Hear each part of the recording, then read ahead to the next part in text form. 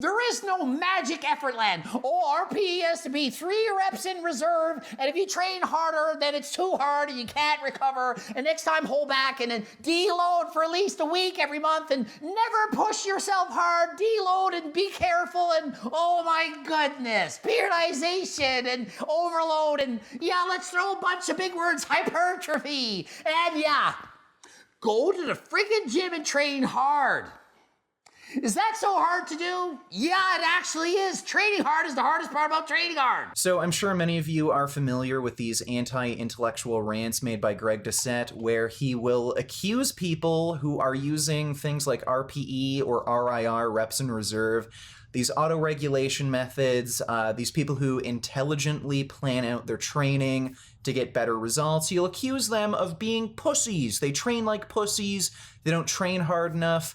And he will say that just showing up to the gym and training as hard as you can, that's better than intelligently programming and planning out your training.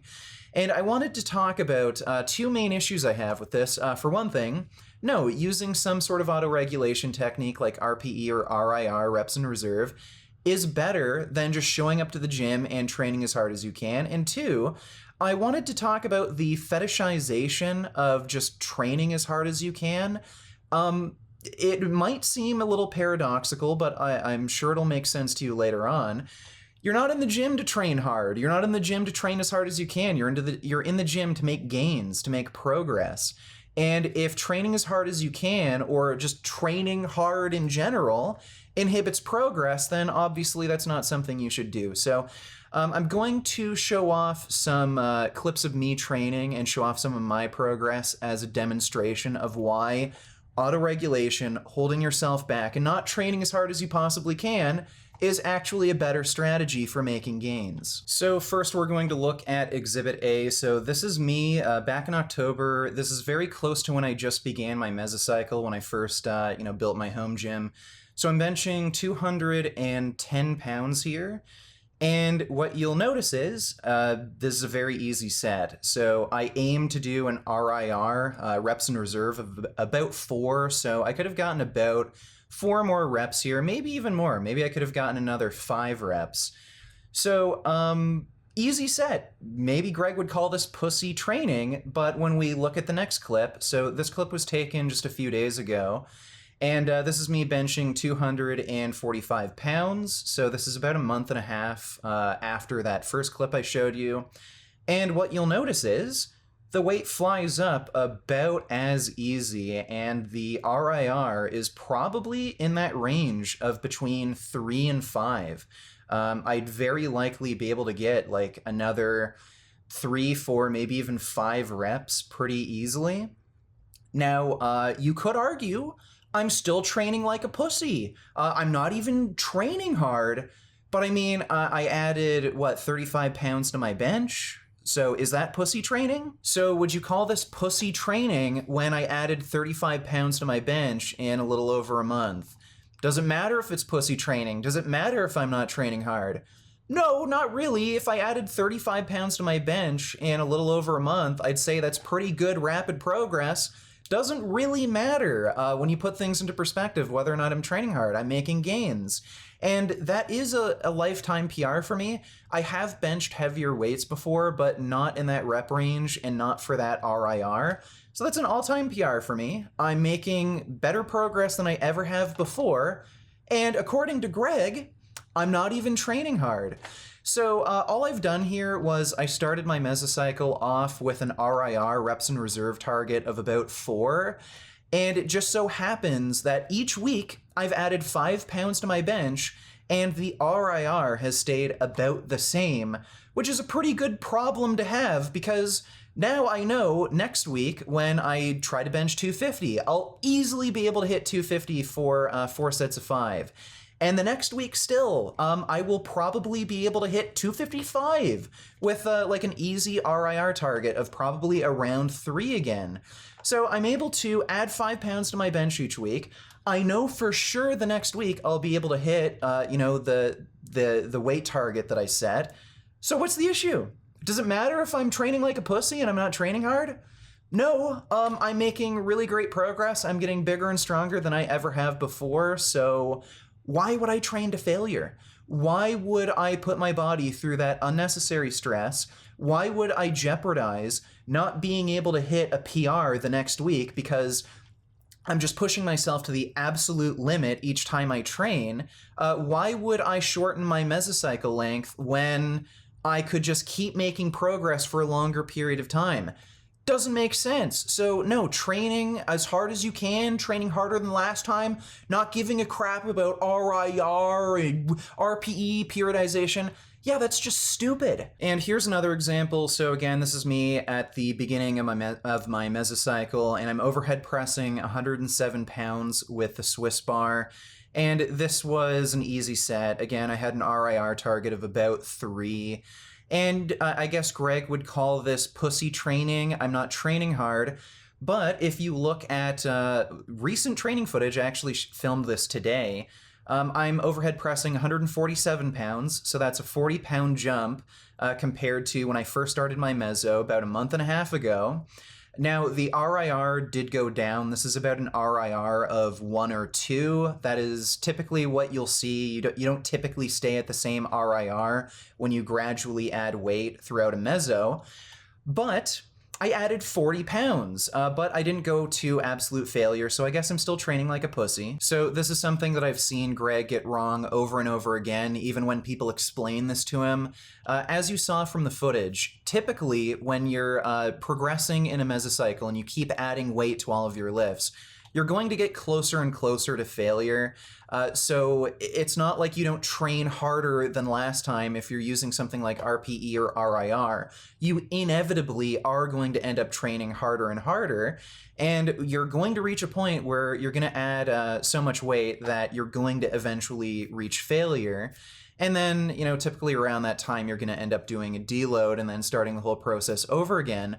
Or you could get the situation that I have with my bench press, where you'll start a mesocycle off with an RIR target of around 3 or 4, and then it'll just stay there throughout the duration of a meso, which is a good problem to have. You're making progress and you don't have to go closer and closer to failure.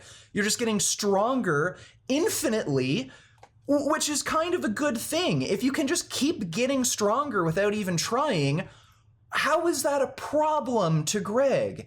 So I also have to ask, Greg or anyone who disagrees with, this RIR or reps in reserve, RPE system, do you think I would have been able to add 40 pounds to my overhead press in the same rep range if I had started my mesocycle going to failure? Would I really have been able to add 40 extra pounds when I'm just pushing myself to absolute failure on every single rep, putting my body through unnecessary fatigue, and not being sure if I could add 5 pounds the next week? Probably not. So why would I do something that generates a disproportionate amount of fatigue, that makes it harder to meet my new weight target for the next week, that will shorten my mesocycle and will delay progress? I probably wouldn't have been able to add 40 pounds to my overhead press in about a month and a half if I had started training to absolute failure on each set. So, again, why do I care about training hard, training like a pussy? Why do I care about meeting some sort of arbitrary standard that people like Greg Doucette makes where you have to train to failure or else you're training like a pussy? What do I care? I'm making progress. I'm making gains. That's the whole point of why I'm going to the gym, to make gains. So it's just stupid to be concerned with, this thought that, somebody's going to think I'm training like a pussy. Well, if you're outlifting them, if you're making more gains than them, who cares? And I'm sure there's going to be some Greg Doucette fanboys who will tell me that they always train to failure, just like Greg Doucette says, RIR, RPE, it's just pussy training. They train like a man, every set to failure. And I'm sure these same people will tell me that they're making faster progress than me, that they can lift more than me. Well, good for you. Let's see how long that lasts. Eventually, you're going to reach a point where you will generate so much fatigue from training to failure so much that you're just not going to make any progress. You're going to stay stagnant. And I've been there, done that. I used to train everything to failure and just try to force progress, but it just wouldn't work. I'd be stuck at certain weights where no matter how hard I trained, I would just be stuck. And then when I finally pulled myself back a bit and started incorporating RIR, reps in reserve, and I aimed for, an RIR of around 3-4 at the beginning of a mesocycle, I was actually able to add weight and make progress. Even though that might sound a bit paradoxical to some people, like, oh, training less hard, you made more progress? That doesn't make any sense. You can get a stimulus without training to failure, and that stimulus does not come along with that significant amount of fatigue that gets generated when you train to failure. So if you can minimize fatigue and maximize stimulus, yes, you can make progress faster, more reliably for a longer period of time, as I've been showing you with some of my training footage. And it's not just me who's saying this. Omar Isuf and Jeff Nippard, they actually did a video together just recently, and they talked about their own experiences with constantly training to failure. And then finally, when they, incorporated things like RPE, RIR, they were able to make extremely rapid progress. Years ago, I was training balls to the wall on the deadlift. We're talking about this 8 years ago.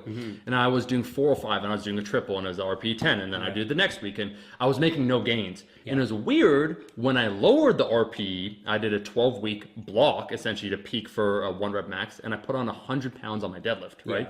And a lot of strength athletes intuitively understand this. So the train harder than last time approach, Greg Doucette's method of going to failure and then the next week go to failure again, but just do it harder somehow, that only works for so long. Eventually you're going to reach a point where this failure training becomes way more fatiguing than it is stimulating, and then you're just going to stagnate, and then you're going to have to incorporate some sort of autoregulation method like RIR, RPE, intelligently program your training to make gains. So this meat-headed approach of, just harder than last time. It doesn't really work in the long term, and it's not as effective for beginners and intermediates or advanced lifters. So there you go. If Greg has any problem with what I've said, I'd be more than happy to debate him. I've challenged Greg Doucette multiple times to a debate on RIR, RPE, these autoregulation techniques. He's scared of me. He refuses to debate anyone at this point because he absolutely embarrassed himself against Mike Israetel. Okay, and how do you know that that rule applies to hypertrophy training? Well, we don't technically know anything applies to anything, really. But, I don't know what you want me to say. How do we know? We don't know anything. How do we know that 3 sets is a good amount of sets? How do I know that 8 sets? We can measure it in laboratory. Volume? So they've done a bunch of studies on various numbers of sets, and they actually measure hypertrophy directly and how much muscle people gain off a variety of instruments. And they can also measure how much upregulation of various hypertrophic pathways occurs directly after numerous sessions. So we do know some things better than we know others. I'm just curious about the 10% rule and if that's been validated at all or suggested in hypertrophy training versus other sports. Both of our suggestions are flawed in that you still don't know. You can't know. You can't say, do 6 sets of 12 reps, RPE this, and you're good. No one knows what that exact amount is. So I'm just trying to give a suggestion of how you would know. You're also giving a suggestion. And so pick the one you like. Mine seems to be based on proxy indicators for hypertrophy, the pump, perception of tension in the muscle, the amount of fatigue and soreness and performance. Yours seems to be based on the 10% number. And I just, one of those might be more precise than the other, and one of those might auto-regulate better to an individual over time than the other. See, the average person, when you said what you just said, doesn't understand that. When you're saying, do you feel the tension in the muscle? The average person doesn't know, am I still feeling my biceps when I do the curl? Or they don't know. But the average person isn't training hard enough. Now, do you think the person that listens to your channel, do you think the person that listens to your channel is the average person, or is that someone that sought you out because they know what you're talking about training and probably knows a little bit about training and cares enough about it to figure out how their biceps work? I mean, they're watching 30-minute long YouTube videos. They don't know. I would say half of them are morons. Okay, but you seem to have an interesting, very low opinion of your viewership. So Greg clearly doesn't know much about programming for weight training, as demonstrated with his debate against Mike Israetel.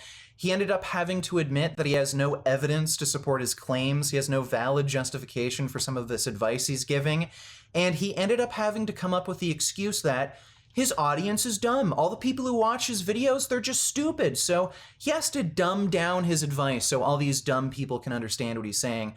Well, Greg, I don't think you're dumbing anything down. I think you're just dumb and you give dumb advice. So if you want to do what Greg Doucette does, train to failure all the time, generate an unnecessary amount of fatigue, delay your progress or not make any progress at all while increasing risk of injury, just for the sake of being able to say, I don't train like a pussy, then I guess follow Greg Doucette's advice. But I guess if you're not a moron in Greg Doucette's audience, maybe you should listen to some more smarter advice from people like Mike Israetel, Barbell Medicine, Omar Isuf, Jeff Nippard.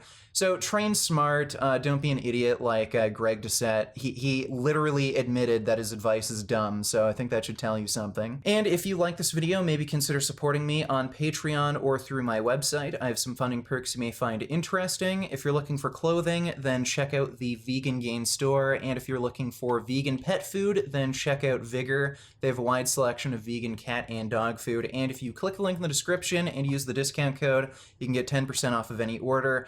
And if you're looking for online coaching, then check out Quality Gains. He offers customized meal and training programs, and if you click the link in the description, you can get a free ebook.